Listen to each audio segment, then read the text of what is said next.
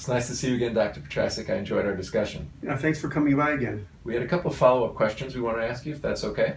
Sure. One thing, there's a lot of discussion about stem cell technology these days, and we know a lot of companies use stem cells. Can you explain the difference between the various stem cell technologies we hear about, the different stem cell ingredients?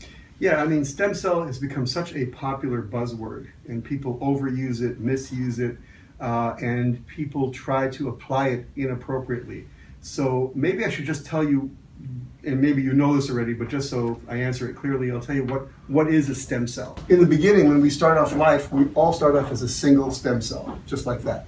And what happens very quickly inside the uterus is the stem cell multiplies, it duplicates itself and duplicates and duplicates and duplicates. And this goes on for a while. And at some magical moment, some of these cells make a decision to become the brain or the heart or the kidney or the skin. And that's called cell differentiation. And it's a little bit mysterious as how that occurs. But the whole idea is every one of these stem cells has the potential to become something. So it's basically, the idea is if you have a missing heart, you can grow a brand new heart from a single stem cell. Now, when it comes to the skin, the thing that people are really interested in is the rejuvenation or the renewal of skin cells. So when they say we want to give you stem cell technology for the skin, they're basically saying, okay, we're going to give you ingredients that will create stem cell differentiation into to make brand new skin. And it's really causing growth. And there is a danger in that. Okay, the danger is... What is the danger in stem cells? Because we hear about the health risks potentially associated with stem cell technology. Right. I mean, one of the big risks is, for instance, when they use growth factors and things that stimulate the growth of cells, it will stimulate the growth of normal cells, but will possibly stimulate the growth of abnormal cells, like cancer cells. So you have a bigger risk for basically promoting the growth of cancers. That's why the growth factors, when you hear about products with growth factors, you don't really want growth factors in your products. I mean, they certainly work. They can make cells grow and rejuvenate, but they can also be very, very risky. So essentially, they can stimulate all cells, good or bad cells. Absolutely, that's absolutely right. So what we do in the Nucerity products is we use the stem cell technology to make sure that it's balanced, and we're using stem cells and harnessing their power in a very controlled and healthy way. Do Nucerity products have that growth factor you discussed in them? No, we don't use any growth factors because we believe that is too risky. But what we do use is an ingredient called lycopene. And what lycopene does is, as these stem cells are proliferating and communicating with each other, the lycopene helps them balance the communication so everything is smooth.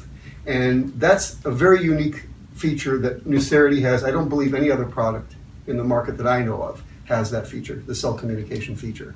Interesting. Thank you, Dr. Petrasek. Another question, many companies use the same ingredients in skincare products. When you look at some labels, you see a lot of the same ingredients repeated over and over. What's the difference between Nucerity skincare products and the products other companies have, and particularly, the ingredient mix? Right. I mean, that's really a great question. The best way I can put it is, when we talk about the treatment of the skin and the skin cells, we're talking about biology, but we forget that we're all biology, okay? So when we just say ingredients, a lot of products have the same ingredients. They have stuff for hydration, stuff for anti-aging ingredients, antioxidants, okay? The important thing is not just the ingredients, but the balance of ingredients. And I'll give you an example I hope anyone can relate to. If I told you, here are the ingredients for pizza: tomato sauce, cheese, if you like pepperoni, vegetables, and you can, okay, go ahead and make a pizza. You got it, you got dough and so forth. You can imagine if I put, 3 times more tomato sauce than I put dough, or 100 times more cheese, it's not going to taste quite the same.